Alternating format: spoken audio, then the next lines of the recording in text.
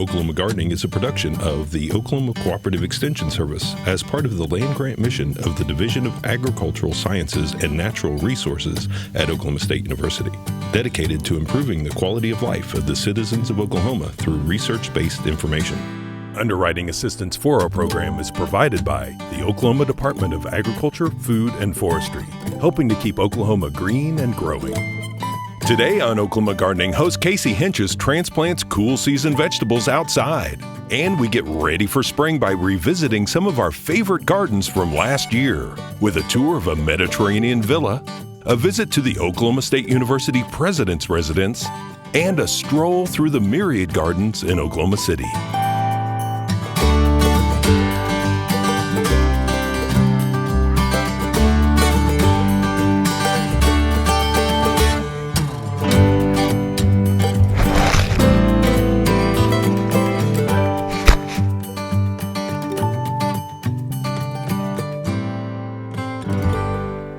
Like any day this season that's not raining, you got to get out in the garden and take advantage of it. And while it's still kind of chilly out, we're planting our cool season crops today. So you might remember that we started some transplants in the greenhouse earlier. This here is broccoli, and it's a hybrid called Artwork. Now this particular broccoli might be a little bit different than some of the broccolis because it's known as stem broccoli or baby broccoli, and so it actually gets little broccoli florets on it. You often find it in gourmet stores and stuff. So we're going to plant this out in our garden tables here. Now when you're doing this, you can see we have true leaves on here, so we know that they're ready to plant. These leaves reflect the actual broccoli plant, whereas these were the seed leaves or the codlings down below, and that's the initial leaf that a seedling produces. Now to get these out of the 6-pack, you don't want to pull on the stem too much because that could damage it. You want to put your fingers on either side of it and kind of squeeze the root ball a little bit and let them fall into your hand that way so that you can get them without damaging the stem. Now you can see we've got our bed prepped here, but before we plant this, we're going to go ahead and sprinkle a little bit of slow release fertilizer, because these guys are like young teenagers and they're going to be doing a lot of growing and they're going to need some nutrients in order to do that. So we're just going to dig a little bit of a hole. We want to make sure that we're buried at the same level that the plant was growing at. And there you have it. As we're digging our hole, that kind of incorporates the fertilizer that way. So we'll go ahead and just plant 6 plants in here. Now you'll notice as I've been handling these, I've been trying to hold them by the root ball or at the very least by the leaves themselves. You don't want to really manage the stem too much and handle that stem too much, because if it breaks, then you've lost your seedling and all the time that you've put into it. Now on this side, we're going to plant our cabbage that is a hybrid called Katarina. Again, this is an All-America Selection winner, and this cabbage is known for having small 4-inch size heads, so it's perfect for a patio, and we thought again it would be perfect for our table garden here. So we're going to plant this over on this side. Now most of them have just one seedling in them, so we can go ahead and plant that. Again, we want to mix in a little bit of fertilizer into our planting bed here to give them some food as they continue to grow. Holding it by its root ball so that we don't damage that stem. We're going to put it in there at the same surface level that it was planted at. Now one of these has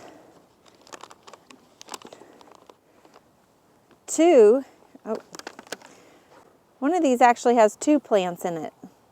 So what you can do again is you can clip one of those if you wanted to, or you can gently try to tease those apart if you want to try to plant both of them, knowing that you are doing a little bit of damage to the roots as you gently tease those apart.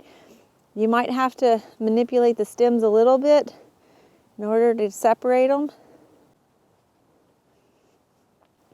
Just kind of shake some of that dirt off as you're doing this.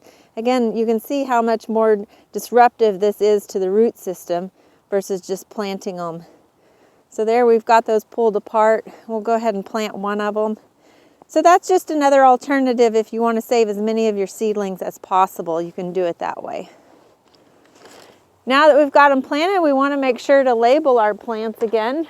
You can either transfer the labels that were on your seedlings or go ahead and create new labels. We're going to make some bigger ones here for ours.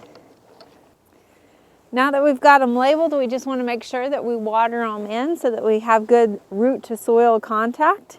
And as we go through the rest of the winter and into the summer, hopefully we'll have some warmer days, but these guys are going to enjoy this cooler weather as they continue to grow. And when we're stuck in the house, we know that our garden is still growing.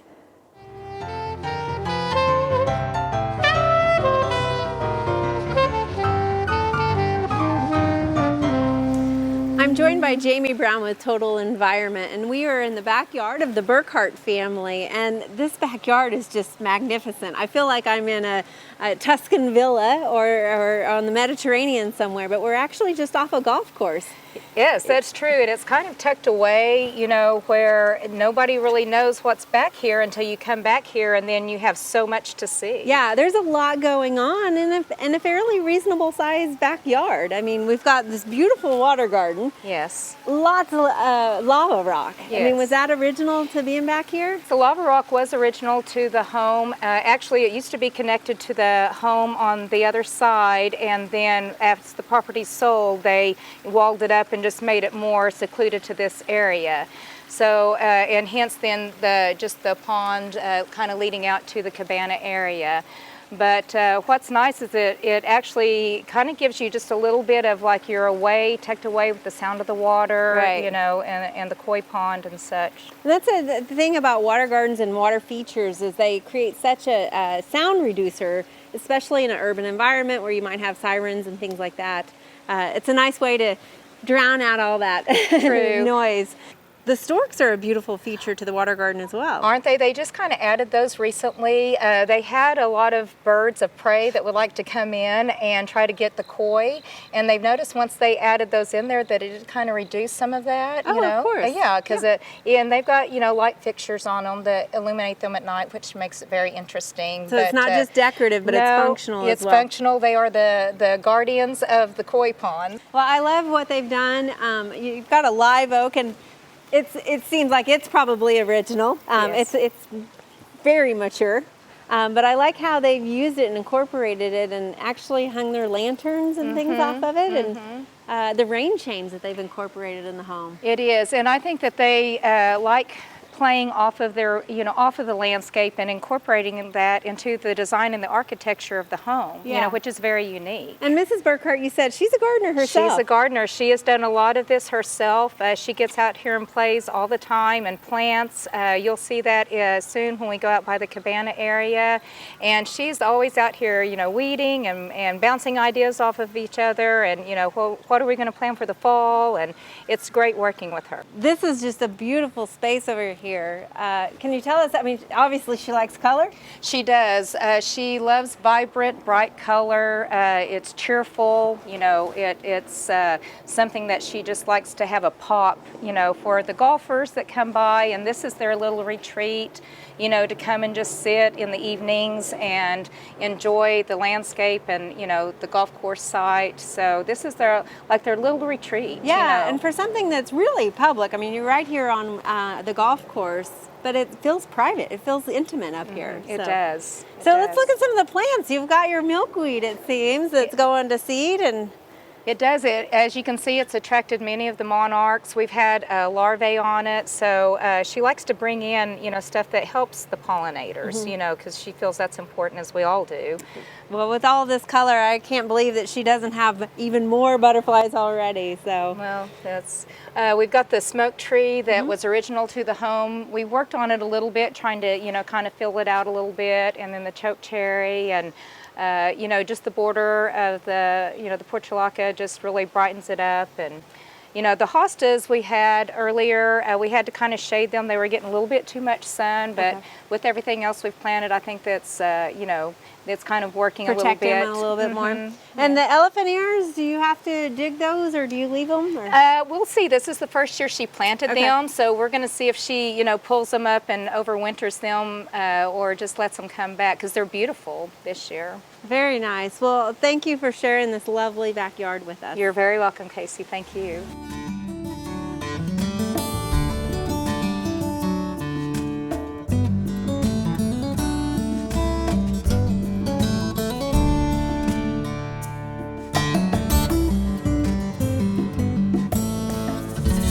We are here at the Wilhelm House in Stillwater, and this is home to President Hentges and First Cowgirl Ann Hentges.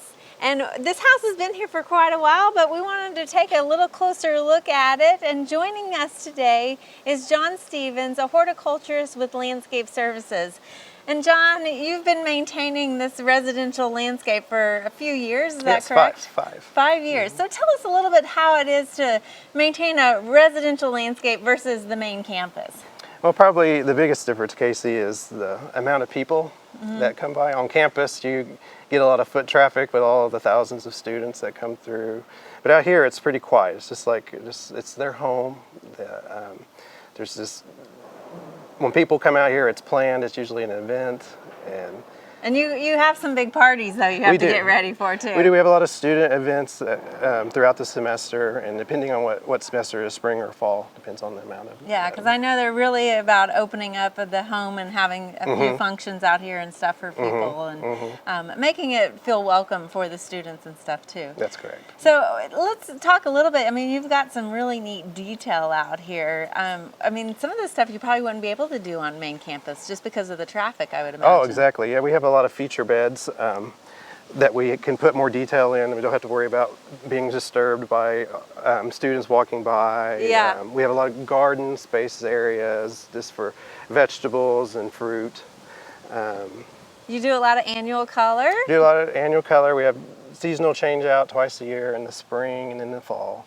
Okay. And then one thing also that you probably have a few more of out here is vegetables versus on campus. I know we have the Mother's Garden near the Atherton that has some herbs and vegetables, but you have something similar here too. Yes, out here I only have to contend with just the animals and wildlife eating the fruit and vegetables, but on campus you have the foot traffic, obviously. And you're surrounded by beautiful trees as well. Exactly. Well, let's go take a look at some of that detail a little closer. All right. This is just a lovely patio garden back here. Thank you.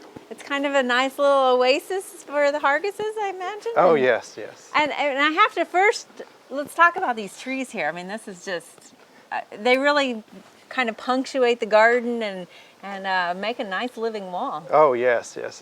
These upright oaks, we've started using them on campus in recent years because of the expansion of campus. The construction footprints are getting making the beds smaller and smaller, tighter to spaces around the buildings. When these upright oaks, they provide height and they can give scale to a building. Oh yeah. And the beauty of them with being in tight spaces like that, the fruit and the leaves all fall and can stay contained within the bed, so it makes for easy cleanup. Yeah, I mean, what, you have 6 trees here in maybe 30 feet of space? Yes, they provide a great screening for back, because we have when the students come out and we have our functions out here in the evenings, it provides a great screening from the sun. And so, yeah, and I love kind of watching them dance in the wind and stuff. And you've got a lot of other detail that you've incorporated out here, but I want to mention across the way here, you've got some hanging baskets, and I love the way they're framed in that arbor there. Yes, thank you. Is that a kit that was put together? Y'all manufactured that here? We built that in-house. Our nice. department, some skilled laborers, carpenters in our department. Very put that nice, together. very nice. Well, and some of the other detail I want to mention, you have some wonderful pots. One right behind us here with the blonde ambition grass. And do you enjoy making the different combinations? Oh yes, I love the different textures and just making it look, just tying it all together, making it look beautiful. All right. And please, finally, we got to talk about this too. Your living wall over here. Is this Joseph's coat? It is. We have 4 different cultivars of Joseph's coat, and this is probably one of my favorite features on the property. We change it out a couple of times a year. takes some planning on my part. We usually start in the year before, the fall of the year before, to plan out a design so we know how many plants we need to buy. There's 330 cells that we have to account for on here. And it has a drip irrigation system with a spaghetti tubing that's behind the wall. Okay. It's gravity fed. Everything goes down. But occasionally we'll get hot spots on it and I'll still have to hand water it. And so you always use Joseph coat, or have you used other plants? Some years we've used succulents. Okay. Some of them do decent. In other years, in the fall, we've used mums, and we usually try to spell out something OSU related, like Go Pokes or Cowboys or something. This year, though, we're experimenting. We're trying to see if we can add some more cells, so we've doubled up on some of the cells to try to create a different design, see what designs we can do for the future. So on some of those diagonals, that's actually 2 different plants in that same cell. Exactly. Okay. Well, you can definitely see your diagonal lines, and I think the design just looks phenomenal. Thank you. So it looks like we have one more room back here. Oh, yes. Wow, it just keeps going. This is a nice little vegetable garden you have here, and you're doing it all in containers. Yes, and it's kind of the same principles, just to be able to control the environment and what goes in. And mainly I'm just trying to keep the animals away from it. In previous years, we've had a lot of problems with animals, deer eating our vegetables. So. Well, your tomatoes and squash all look pretty healthy, and you've got a few herbs back here. Do the Hargises come out here and enjoy some of the herbs and vegetables? Oh yes, they use them daily. Well, I know it's just a fabulous space, and I would be out here if I could every day. So thank you for sharing this garden with us. Oh, you're welcome. Thanks for coming.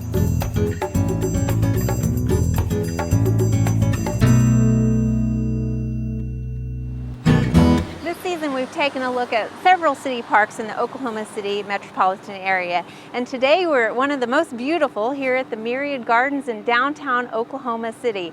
It's 15 acres of botanical interest, and joining us is Maureen Heffernan, the executive director here, and today we're specifically talking about the seasonal plant tours that you guys offer. Now these aren't just any normal tours. Can you tell us about them? They're not only, but first I wanted to welcome you back, Casey. You are part of the reason why this is so beautiful. You were our director of horticulture, so welcome back to the garden that you helped start here. Thank you. And we appreciate that. But yes, our walking tours are wonderful. Actually, it's really interesting. The person whose idea this was is Kelly Barnes, who used to be a development director here. She's now at the Oklahoma City Community Foundation. And as someone who worked here, she'd be in the gardens a lot and didn't know anything about plants. Said, oh, I'd love to go on a walking tour and learn more. So it's kind of interesting how that got started. And then the Oklahoma City Community Foundation, which has been a very good friend to us, funding some wonderful projects that we couldn't do without their support. One being the walking tour. And we offer that free the last Saturday of every month at 10 a.m. Or you can get a self-guided tour here in our visitor lobby, or online there's information. But it's great. It's about an hour. You can come by. There's no charge. And one of our volunteers, our hort staff, will walk around the grounds and point out. We have a couple of different themes. The current one is summer, of course. So they're seasonal. They're seasonal. The plants change, you know, through the season, so you have seasonal tours. Absolutely. Yeah. The plants change. We have the theme for the summer is color and water conservation. Okay. And our director of education, Ann Fleener, helped create this and write everything up. She does some of them, our hort staff and our volunteers. And they're a great way to walk around, learn about plants. If you can't make it to one of these, we also have just about all of our plants are labeled too. So the Myriad Gardens is wonderful to come see plants that thrive in this area, that do well in our tough conditions. The plants are labeled, so it's a great outdoor classroom. And you have one of the maps with you. These are available in the visitor center, and so this is what, if you wanted to go on a self-guided, you could pick one of these up and find your way. Absolutely, and we can give these away free, again, with thanks to the Oklahoma City Community Foundation. They help fund the printing of these for people to have. And it looks like there's about 15 plants on here. How did your staff kind of choose which plants to include? There's so many beautiful plants out here. I know, it's like trying to pick your favorite child.